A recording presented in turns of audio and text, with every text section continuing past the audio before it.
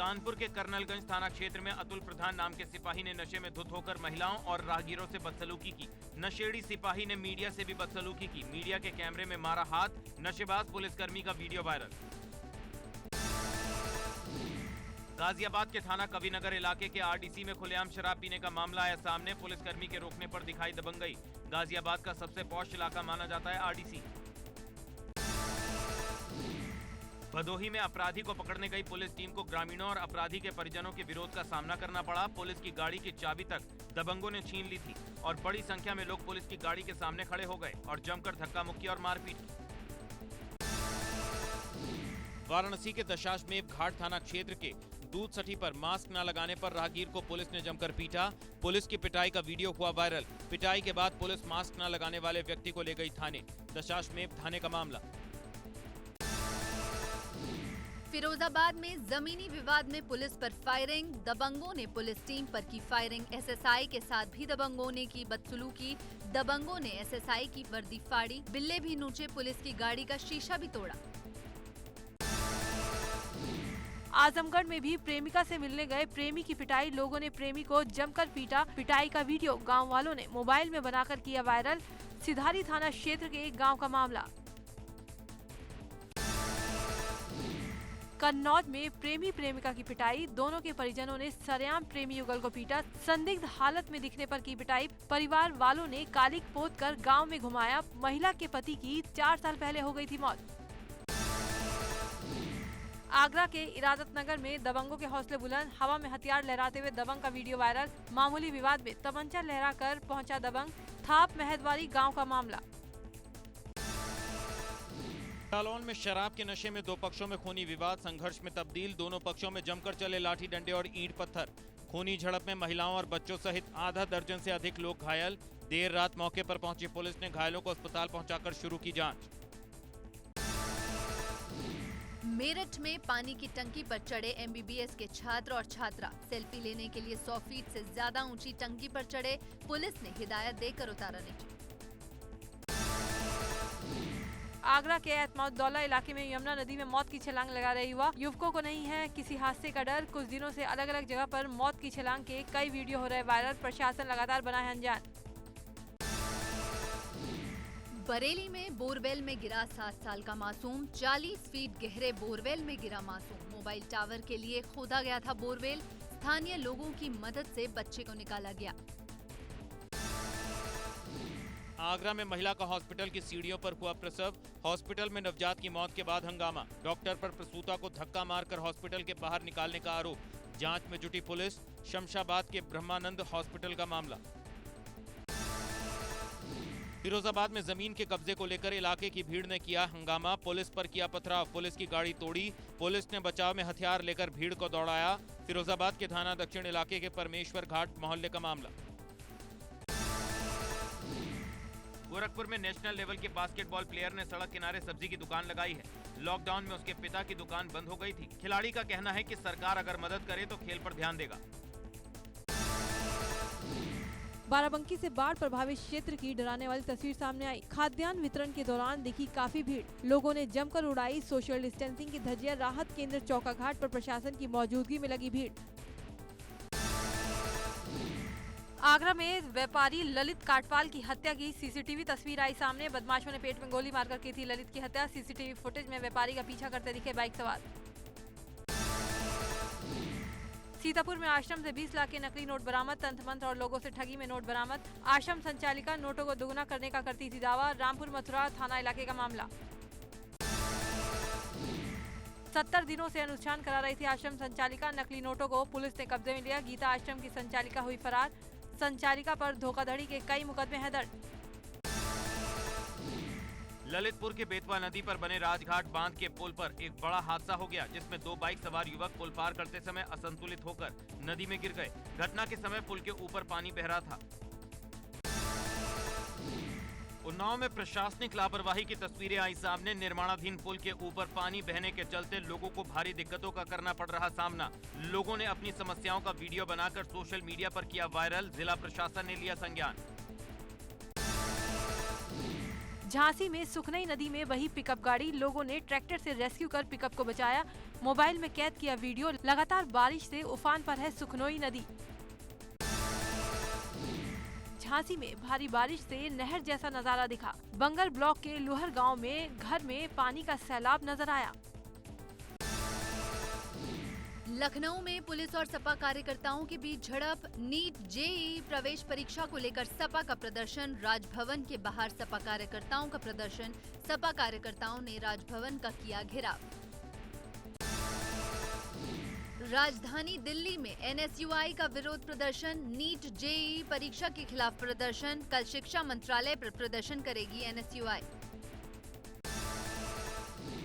Corona काल में fees माफी को लेकर गौतम बुद्ध नगर में अभिभावकों का प्रदर्शन। नोएडा सेक्टर 61 स्थित जेएसएस स्कूल के बाहर पेरेंट्स ने किया प्रोटेस्ट। अभिभावकों का कहना है कि कोरोना काल में फीस के लिए मनमानी कर रहे स्कूल। नोएडा में एक्सपोर्ट कंपनी के बाहर कर्मचारियों का हंगामा। कंपनी ने बिना सैलरी दिए ही सैकड़ों कर्मचारियों को निकाला। 2 दिनों से हंगामा कर रहे कंपनी के कर्मचारी। पुलिस प्रशासन पर कर्मचारियों ने लगाया मिलीभगत का आरोप। कोतवाली फेज 3 इलाके के सेक्टर 63 में है एक्सपर्ट कंपनी।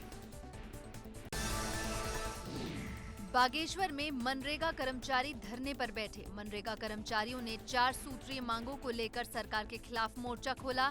मनरेगा कर्मचारियों के नियमितीकरण और स्वास्थ्य सुरक्षा दिए जाने की भी मांग। बलिया में पत्रकार रतन सिंह के परिजनों से मिलकर भावुक हुए पंचायती राज मंत्री उपेंद्र तिवारी। परिवार को दिलाया न्याय का भरोसा। 1 लाख की मदद का भी किया ऐलान। पूर्व बाहुबली सांसद धनंजय सिंह को इलाहाबाद हाई कोर्ट से मिली जमानत। अपहरण और धमकी मामले में 10 मई से जौनपुर जेल में थे बंद। जस्टिस रमेश तिवारी की बेंच ने मंजूर की जमानत।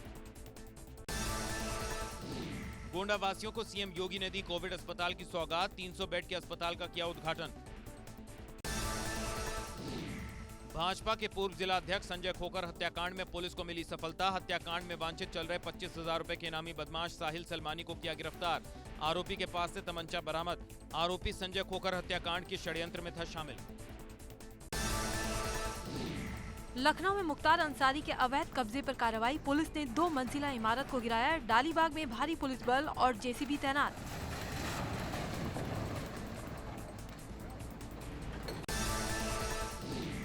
बिल्डिंग को खाली कराकर पुलिस ने गिराया। सीएम योगी के आदेश पर की गई बड़ी कार्रवाई। बाहुबली मुख्तार अंसारी के अवैध कब्जे पर सबसे बड़ी कार्रवाई।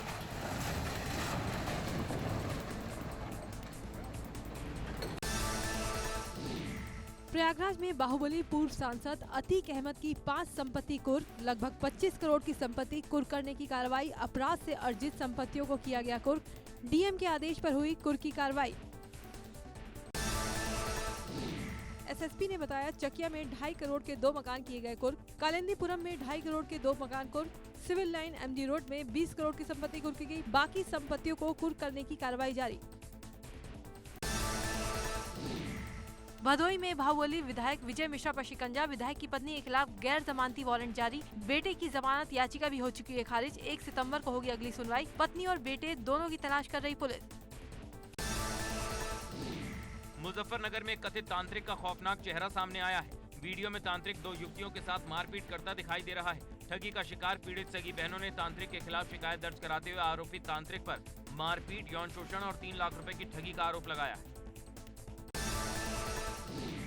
गाजीपुर पुलिस ने 5 लुटेरों को गिरफ्तार कर उनके पास से स्कॉर्पियो गाड़ी, 7 मोबाइल और 2 अवैध असले भी बरामद किए हैं। ड्राइवर को बाथरूम करने के बहाने धक्का देकर स्कॉर्पियो को लेकर फरार हो गए थे बदमाश। इस दौरान रास्ते में उन्होंने कई वाहनों को भी टक्कर मारी थी और स्कॉर्पियो को बिहार के बक्सर के राइस मिल में छिपा दिया था। पीलीभीत में मनरेगा योजना में फर्जी मास्टर रोल बनाकर मां दुर्गा एंटरप्राइजेस के नाम से करीब 25 करोड़ का घोटाला करने वाले अधिकारी को गिरफ्तार कर जेल भेजा गया है। 25 करोड़ के घोटाले में अधिकारी और 3 रोजगार सेवकों को भी गिरफ्तार किया गया। संभल में असमौली और बनियाठेड़ थाना पुलिस ने अवैध शस्त्रों की फैक्ट्री पर ताबड़तोड़ छापेमारी कर अवैध शस्त्रों की फैक्ट्री से 2 दर्जन हथियार समेत तमंचे समेत काफी संख्या में हथियार बनाने के उपकरण और कारतूस भी बरामद किए हैं। पुलिस ने सभी आरोपियों को पकड़कर जेल भेज दिया है।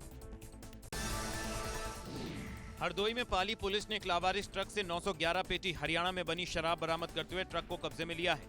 ये शराब डिटर्जेंट पाउडर में छिपाकर रखी गई थी। पुलिस अब ट्रक मालिक का पता लगाने में जुट गई है। साथ ही ये भी पता लगाया जा रहा है कि शराब कब और कहां पर सप्लाई की जाती थी। अलीगढ़ में क्वारसी पुलिस ने लग्जरी वाहनों की चोरी करने वाले अंतर्राज्यीय गैंग का पर्दाफाश करते हुए 13 लोगों को गिरफ्तार किया है। पुलिस ने इनके कब्जे से 17 लग्जरी गाड़ियां बरामद की हैं। पकड़े गए अपराधी दिल्ली, हरियाणा, उत्तर प्रदेश, राजस्थान समेत कई प्रदेशों से गाड़ियों को चोरी करके आगे बेच देते थे। देश में कोरोना संक्रमण के मामलों में सबसे बड़ी उछाल आई। एक दिन में 75,000 से ज्यादा कोरोना मामले बढ़े। स्वास्थ्य मंत्रालय के ताजा आंकड़ों के मुताबिक 24 घंटों में 75,760 नए मरीज मिले। 1023 लोगों की हुई मौत। भारत में कुल कोरोना संक्रमितों की संख्या 33,10,000 हो गई। इनमें से 60,472 लोग की मौत हो चुकी है। एक्टिव केस की संख्या 7,25,000 हो गई और 25,23,000 लोग अस्पताल से ठीक होकर डिस्चार्ज। मृत्यु दर और एक्टिव केस रेट में लगातार गिरावट जारी। मृत्यु दर गिरकर 1.82% हो गई। एक्टिव केस की दर भी घटकर 22% हो गई। इसके साथ ही रिकवरी रेट यानी ठीक होने की दर 76% हो गई। ICMR के मुताबिक 26 अगस्त तक कोरोना वायरस के कुल 4 करोड़ सैंपल टेस्ट किए जा चुके हैं, जिनमें से 9 लाख सैंपल की टेस्टिंग बुधवार को की गई। पॉजिटिविटी रेट 7% से कम है। यूपी में नहीं थम रहा कोरोना का कहर। पिछले 24 घंटे में मिले कोरोना के 5,463 मरीज। 52,309 पहुंची एक्टिव केस की संख्या। यूपी में 2 लाख के पार हुआ कोरोना मरीजों का आंकड़ा। एक दिन में 5800 से ज्यादा कोरोना मरीज मिले। प्रदेश में अब तक 3100 से ज्यादा कोरोना मरीजों की हो चुकी है मौत। उत्तराखंड में 24 घंटे में कोरोना के 530 नए मामले दर्ज। प्रदेश में कोरोना मरीजों की संख्या 16,549 हुई। कोरोना से अब तक 219 लोगों की हो चुकी है मौत। पिथौरागढ़ के मुंशियारी इलाके में हालात अब भी सुधरे नहीं हैं। जोशा गांव में आपदा को 20 दिन हो गए, बावजूद इसके ग्रामीण टेंटों में रहने को मजबूर हैं। पिथौरागढ़ के मुंशियारी में कुछ युवक एक लकड़ी के बने पुल के ऊपर से अपनी बाइक लेकर जा रहे हैं। दरअसल बारिश की वजह से इलाके के रास्ते क्षतिग्रस्त हो गए हैं, जिससे ग्रामीणों के सामने परेशानी हो गई है। पिथौरागढ़ के जिला अस्पताल में कार्यरत फार्मासिस्ट की रिपोर्ट पॉजिटिव आने से मचा हड़कंप, जिस वजह से अस्पताल की इमरजेंसी सेवाओं को छोड़कर बाकी सभी सेवाओं को 2 दिन के लिए बंद कर दिया गया है। गौरीकुंड में बंद पड़े केदारनाथ हाईवे पर 10 दिन बाद आवाजाही शुरू हो गई। हाईवे पर रामपुर, बांसबाड़ा, फाटा डोलिया देवी, जामू, गौरीकुंड पार्किंग समेत दूसरे कई डेंजर जोन बनाए गए हैं। खटीमा में नवविवाहिता की गुमशुदगी के मामले में पुलिस ने खुलासा करते हुए डिंपल की हत्या के आरोप में उसके पति और चाचा को गिरफ्तार किया है। आरोपी पति की निशानदेही पर नवविवाहिता की लाश भी बरामद कर ली गई है। दहेज के लालच में वारदात को दिया गया था अंजाम। काशीपुर दौरे पर उच्च शिक्षा राज्य मंत्री धन सिंह रावत ने महाविद्यालय का निरीक्षण किया। उन्होंने कहा कि हर विद्यालय को ई ग्रंथालय से जोड़ा गया, जिससे अब ई ग्रंथालय के जरिए 20 लाख किताबें पढ़ सकते हैं। प्रदेश के हर महाविद्यालय को 2 अक्टूबर से वाईफाई की सुविधा देने की भी घोषणा की गई। कहा हालात सुधरने पर होंगे छात्र संघ चुनाव। भाजपा प्रदेश अध्यक्ष बंशीधर भगत की पार्टी नेताओं को सीख। पीएम मोदी के बहाने दी विधायकों को नसीहत। कहा पीएम के नाम का सहारा लेना बंद करें विधायक, अब काम पर ध्यान देने का आया समय। बंशीधर भगत के बयान को लेकर पूर्व सीएम हरीश रावत ने भाजपा पर बोला हमला। हरीश रावत ने कहा बंशीधर भगत के बयान को भाजपा को गंभीरता से लेना चाहिए, मगर हरीश रावत ने लगे हाथ कांग्रेस नेताओं को भी सीख दे दी। चैंपियन के वायरल वीडियो पर बंशीधर भगत का बयान। कहा पुराना है वीडियो, कल सोशल मीडिया पर वायरल हुआ था वीडियो। गोरखपुर शहर के विधायक राधा मोहन दास को नोटिस जारी। विधायक के ट्वीट से नाराज हैं पार्टी अध्यक्ष स्वतंत्र देव सिंह। सरकार की छवि धूमिल करने का लगाया आरोप। 1 सप्ताह में मांगा जवाब। सीएम योगी ने भी जताई आपत्ति। भारत और विदेशों के कई विश्वविद्यालयों के 150 से अधिक प्रोफेसर्स ने प्रधानमंत्री नरेंद्र मोदी को पत्र लिखा, जिसके जरिए उन्होंने कहा कि मेडिकल और इंजीनियरिंग प्रवेश परीक्षा, जेईई मेंस और नीट में अगर और देरी हुई तो छात्रों का भविष्य प्रभावित होगा। सपा अध्यक्ष अखिलेश यादव का खुला पत्र। नीट और जेईई की परीक्षा को लेकर खुला पत्र। अखिलेश ने भाजपा के नाम लिखी खुली चिट्ठी। कोरोना काल में परीक्षा टालने की कही बात। नीट और जेईई की परीक्षा स्थगित कराने को लेकर सियासत तेज। सपा अध्यक्ष अखिलेश यादव ने ट्वीट कर परीक्षा टालने का किया समर्थन। अखिलेश यादव ने लिखा, जान के बदले एग्जाम, नहीं चलेगा नहीं चलेगा। बीजेपी ने यूपी में होने वाले राज्यसभा उपचुनाव के लिए अपने उम्मीदवार की घोषणा कर दी। पार्टी ने प्रवक्ता डॉक्टर सैयद जफर इस्लाम को टिकट दिया है। अमर सिंह के निधन के बाद खाली हुई सीट के लिए ये उपचुनाव 11 सितंबर को होगा। नेता प्रतिपक्ष इंदिरा हृदयेश हल्द्वानी में उपवास पर बैठ गई। उनका उपवास प्रदेश की बिगड़ती स्वास्थ्य सेवाओं को लेकर है। उनका कहना है कि प्रदेश में स्वास्थ्य सेवाओं का बुरा हाल है, मगर सरकार कोई एक्शन नहीं ले रही है। लखनऊ में सपा के विवादित पोस्टर लगाने के मामले में कार्रवाई। पुलिस ने हजरतगंज कोतवाली में दर्ज किया एफआईआर। सपा छात्र सभा के प्रदेश सचिव विकास यादव पर एफआईआर। पोस्टर को छापने वाले प्रिंटर पर भी होगी कार्रवाई। पोस्टर में लिखी लाइन से सद्भाव बिगाड़ने की धाराओं में पुलिस ने एफआईआर दर्ज की। आरोपी विकास यादव की तलाश में क्राइम ब्रांच की टीम, हजरतगंज पुलिस टीम भी लगातार कर रही छापेमारी। भारतीय चीन सीमा विवाद पर बोले विदेश मंत्री एस जयशंकर। कहा, सीमा विवाद का समाधान सभी समझौतों का सम्मान करते हुए निकालना चाहिए। यथास्थिति में बदलाव का प्रयास किए बिना ही सीमा विवाद का हल निकले। महाराष्ट्र के परभणी से शिवसेना सांसद संजय जाधव ने लोकसभा की सदस्यता से इस्तीफा दे दिया। उन्होंने अपना इस्तीफा शिवसेना प्रमुख और मुख्यमंत्री उद्धव ठाकरे को भेजा है। जाधव ने कहा है कि वो अपने क्षेत्र में शिवसेना कार्यकर्ताओं के साथ न्याय करने में सक्षम नहीं है, इसलिए इस्तीफा दे रहे हैं। गोरखपुर के सिटी मजिस्ट्रेट अभिनव रंजन श्रीवास्तव ने अदालत में मांसाहारी भोजनालय पर छापेमारी की और वहां पर खाने की गुणवत्ता के साथ साथ साफ सफाई की जांच भी की। सिटी मजिस्ट्रेट ने बताया कि वहां दूध और तेल एक्सपायरी पाया गया, वहीं मांस भी पुराना पाया गया। यूपी में बढ़ सकती है बिजली की दरें। स्लैब परिवर्तन के लिए बिजली कंपनियों ने दिया प्रस्ताव। स्लैब परिवर्तन से बिजली दरों का बढ़ना तय। प्रस्ताव के खिलाफ विद्युत उपभोक्ता परिषद। कानपुर में आईजी रेंज मोहित अग्रवाल ने क्षेत्रों का किया निरीक्षण। पूर्वी सर्किल की फोर्स के साथ किया कई इलाकों का भ्रमण। गणेश चतुर्थी, मोहर्रम में कोविड गाइडलाइंस का पालन के निर्देश। आईजी रेंज मोहित अग्रवाल ने अधिकारियों से कहा, शहर का माहौल खराब करने वालों पर होगी सख्त कार्रवाई। ऐसे लोगों को चिन्हित कर करेंगे कार्रवाई। धारचूला में एसडीएम अनिल कुमार ने तवाघाट सोबला मोटरमार्ग का निरीक्षण किया। इस दौरान उन्होंने कार्यदायी संस्था को काम में तेजी लाने के निर्देश दिए। बारिश की वजह से काम काफी धीमी रफ्तार से चल रहा है। दिल्ली में आईएस के बलरामपुर से आतंकी के पकड़े जाने से पुलिस और खुफिया विभाग की चिंता बढ़ गई है। यही वजह है नेपाल बॉर्डर पर खुली सीमाओं पर निगरानी बढ़ा दी गई है। बॉर्डर पर हर आने जाने वाले लोगों की सघन चेकिंग की जा रही है। मुजफ्फरनगर के जिला हॉस्पिटल में एंटी रेबीज वैक्सीन नहीं होने की वजह से मरीजों को खासी दिक्कतों का सामना करना पड़ रहा है। रेबीज के इंजेक्शन नहीं होने के कारण मरीजों को प्राइवेट अस्पताल में ज्यादा रुपए खर्च कर इंजेक्शन खरीदने पड़ रहे हैं। जुलाई महीने से लखनऊ से रेबीज के इंजेक्शन नहीं आए हैं। कर्णप्रयाग में भालू का जानलेवा हमले में घायल हुआ शख्स। घायल शख्स को थराली के अस्पताल में कराया गया भर्ती। कोरोना महामारी की वजह से अल्मोड़ा में मिठाई से जुड़े व्यापारी परेशान। शहर की प्रसिद्ध बाल मिठाई की डिमांड हुई कम, बिक्री नहीं होने से व्यापारी मायूस। 10,000 फीट पर दुनिया की सबसे बड़ी रोड टनल देश में बनकर तैयार हो गई। इसे बनाने में 10 साल लग गए, लेकिन अब इससे लद्दाख साल भर पूरी तरह से जुड़ा रहेगा। साथ ही मनाली से लेह के बीच करीब 40 किलोमीटर की दूरी कम हो जाएगी। इस टनल का नाम पूर्व प्रधानमंत्री भारत रत्न अटल बिहारी वाजपेयी के नाम पर रखा गया है। माना जा रहा है कि सितंबर के आखिर में प्रधानमंत्री नरेंद्र मोदी इसका उद्घाटन कर सकते हैं। सुप्रीम कोर्ट ने देश भर में मुहर्रम के मौके पर जुलूस निकालने की अनुमति देने से इनकार कर दिया है। गुरुवार को इस संबंध में याचिका पर सुनवाई के दौरान कोर्ट ने कहा कि अगर मुहर्रम के मौके पर ताजिया का जुलूस निकालने की इजाजत दी गई तो इसके बाद कोरोना फैलाने के लिए समुदाय विशेष को निशाना बनाया जाएगा। कोर्ट ने कहा, जुलूस की अनुमति देने से अराजकता फैलेगी। कोरोना संक्रमण से पूरा विश्व परेशान। रोजाना संक्रमण के 2 लाख से ज्यादा मामले सामने आ रहे हैं। अब तक दुनिया भर में 2 करोड़ 43 लाख लोग महामारी की चपेट में आ चुके हैं। इनमें से 8,28,000 से ज्यादा लोग अपनी जान गंवा चुके हैं।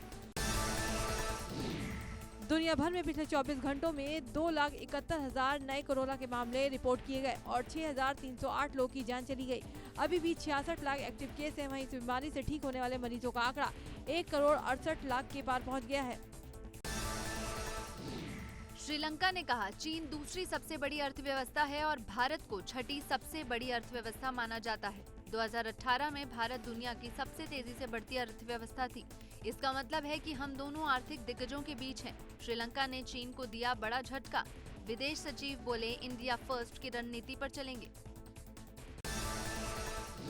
न्यूजीलैंड के क्राइस्टचर्च में 2 मस्जिदों पर हमला करने वाले ब्रेंटन हैरिसन टोरेंट को सजा सुना दी गई है।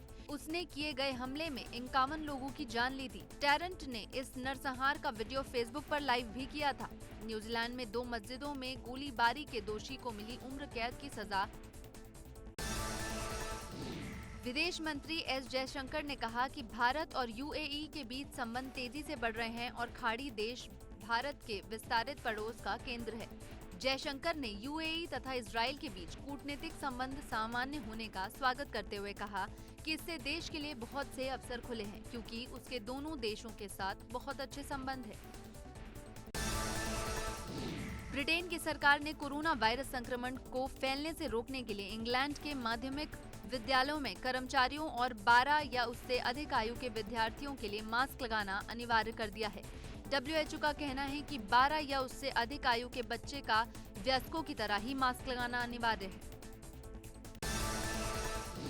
अमेरिका में डेमोक्रेटिक पार्टी की ओर से उपराष्ट्रपति पद की उम्मीदवार कमला हैरिस ने कहा कि अगर उनकी पार्टी सत्ता में आती है तो अमेरिका ईरान को परमाणु हथियार हासिल नहीं करने देगा। उन्होंने कहा कि बाइडेन प्रशासन अपने सहयोगी देशों के साथ मिलकर पूर्व राष्ट्रपति बराक ओबामा के समय ईरान के साथ हुए परमाणु समझौते को मजबूत करने के साथ ही अस्थिरता फैलाने वाले तेहरान के अन्य कदमों पर भी रोक लगाएगा। ब्राजील के राष्ट्रपति जायर बोल्सोनारो के बड़े बेटे और senator Flavio Bolsonaro corona virus से संक्रमित पाए गए हैं। इस बात की जानकारी उन्होंने ट्वीट कर दी। उन्होंने लिखा, वे ठीक हैं, उनमें इस संक्रमण के लक्षण दिखाई नहीं दे रहे हैं। वे घर में रहकर हाइड्रोक्सीक्लोरोक्वीन और एजिथ्रोमाइसिन दवा के साथ उपचार करवा रहे हैं। देश के शेयर बाजार में कारोबारी सप्ताह के चौथे दिन गुरुवार को तेजी रही। सेंसेक्स 40 अंक की बढ़त के साथ 39,113 पर और निफ्टी 10 अंक बढ़कर 11,559 पर बंद हुआ। बैंक निफ्टी 186 अंक चढ़कर 23,600 पर बंद हुआ। वहीं मिड कैप 20 अंक चढ़कर 17,270 पर बंद हुआ। सेंसेक्स के 30 में से 15 शेयरों में गिरावट रही, जबकि निफ्टी के 50 में से 26 शेयर गिरे। पिछले सत्र में मजबूती के बाद गुरुवार को भारतीय बाजारों में सोने और चांदी की कीमतों में गिरावट दर्ज की गई। 0.22% की गिरावट के साथ 51,665 रुपए प्रति 10 ग्राम पर पहुंचा सोना। वहीं चांदी वायदा 1% कम होकर 66,821 रुपए प्रति किलोग्राम पर आ गई। पेट्रोल के दाम में गुरुवार को फिर आया उछाल। 9 पैसे से 12 पैसे की हुई बढ़ोतरी। वहीं डीजल के रेट रहे स्थिर। इजाफे के बाद दिल्ली में 1 लीटर पेट्रोल 81 रुपए 83 पैसे प्रति लीटर पर पहुंच गया। वहीं 73 रुपए 56 पैसे प्रति लीटर पर स्थिर हैं डीजल के दाम। आरबीआई गवर्नर शशिकांत दास ने कहा कि कोविड-19 महामारी से अर्थव्यवस्था को बचाने के लिए किए गए उपाय जारी रहेंगे। हमें अर्थव्यवस्था को मजबूती के रास्ते पर लाने के लिए सावधानी के साथ आगे बढ़ना होगा। आरबीआई ने दिए ब्याज दरों में कटौती जारी रहने के संकेत दिए हैं। कहा, खत्म नहीं हुए हैं हमारे तरकश के तीर। पेटीएम अगले कुछ महीनों में विभिन्न भूमिकाओं में 1000 से ज्यादा लोगों को काम पर रख सकती है। पेटीएम देश भर में वित्तीय और धन प्रबंधन सेवाओं जैसे क्षेत्रों सहित अपने परिचालन का विस्तार करना चाहती है। पेटीएम ने कहा कि वह हजारों इंजीनियर्स, डेटा वैज्ञानिकों, वित्तीय विश्लेषकों को तकनीक और गैर तकनीकी भूमिकाओं के लिए अन्य पदों पर भर्ती करने की प्रक्रिया में है। Realme 7 सीरीज के स्मार्टफोन के चार्ज होने को लेकर कंपनी ने बड़े दावे किए हैं। कंपनी ने कहा है कि 3 मिनट के चार्ज से 2.5 घंटे तक YouTube चलाया जा सकता है। Realme 7 सीरीज से 3 सितंबर को उठेगा पर्दा, जिसमें सिर्फ 34 मिनट में स्मार्टफोन के 0 से 100% तक चार्ज होने का दावा। कैरेबियाई धुरंधर ड्वेन ब्रावो T20 प्रारूप में 500 विकेट हासिल करने वाले पहले गेंदबाज बन गए। कोई गेंदबाज 400 अंक तक नहीं पहुंच पाया। ब्रावो ने CPL में अपने विकेटों का शतक पूरा कर लिया है। सुशांत के पिता ने पहली बार रिया पर खुलकर आरोप लगाए। उन्होंने कहा, रिया मेरे बेटे की हत्यारी है। जांच एजेंसियों को चाहिए कि वो रिया और उसके सहयोगियों को तुरंत गिरफ्तार करे। रिया मेरे बेटे को लंबे समय से जहर पिलाती रही है। रिया मेरे बेटे सुशांत को लंबे समय से जहर पिलाया करती थी, वो इसकी हत्यारी है। जांच एजेंसी को चाहिए कि रिया को और उसके सहयोगी को अविलंब गिरफ्तार करें और उसे सजा दिलाएं। सुशांत सिंह राजपूत मामले में ड्रग्स कनेक्शन के बाद रिया पर कसा शिकंजा, नारकोटिक्स कंट्रोल ब्यूरो ने दर्ज किया केस। रिया चक्रवर्ती पर अभिनेता को ड्रग्स देने का है आरोप। सुशांत सिंह राजपूत केस में सीबीआई ने जांच तेज कर दी है। गुरुवार को 7वें दिन भी सीबीआई पूरी मुस्तैदी से जांच में जुटी है। अब तक इस मामले में कई बड़े खुलासे हो चुके हैं। रिया के साथ ड्रग डीलिंग से जुड़े होने की खबर के बाद नारकोटिक्स ब्यूरो ने रिया के खिलाफ क्रिमिनल केस दर्ज कर लिया है। रिया के घर पुलिस पहुंचने पर भारी ड्रामा हुआ। अब पहली बार सीबीआई ने रिया चक्रवर्ती के भाई शोभिक चक्रवर्ती को पूछताछ के लिए बुलाया है। Shovik Chakraborty DRDO guest house पहुंचे, जहां उनके साथ Siddharth Pithani, Neeraj, Rajat Mewati, Keshav, Mont Blanc building का वॉचमैन समेत कुल 6 लोगों से डीआरडीओ गेस्ट हाउस में पूछताछ की गई। सुशांत सिंह राजपूत केस में ड्रग्स मामले पर कंगना रनौत ने किया ट्वीट। कहा, अगर नारकोटिक्स कंट्रोल ब्यूरो ने बॉलीवुड में प्रवेश किया है तो कई ए लिस्टर्स सलाखों के पीछे होंगे। कंगना के मुताबिक अगर ब्लड टेस्ट भी किए जाते हैं तो कई चौंकाने वाले खुलासे होंगे। कंगना ने पीएम से भी गुहार लगाई। कहा, #PMO इंडिया स्वच्छ भारत मिशन के तहत बॉलीवुड कहलाने वाले गटर की सफाई करे। भारतीय क्रिकेट टीम के कप्तान विराट कोहली और अनुष्का शर्मा ने आज सुबह अपने चाहने वालों के बीच खुशखबरी जाहिर की है। दोनों ने बताया कि वे अगले साल जनवरी तक अपने घर नन्हे मेहमान का स्वागत कर सकते हैं। इस खुशखबरी को दोनों ने अपने इंस्टाग्राम पर शेयर किया है। इंस्टाग्राम पर खुशखबरी साझा करने के 1 घंटे के अंदर विराट कोहली के पोस्ट पर 3 मिलियन और अनुष्का शर्मा के पोस्ट पर 2 मिलियन लाइक्स मिल चुके हैं।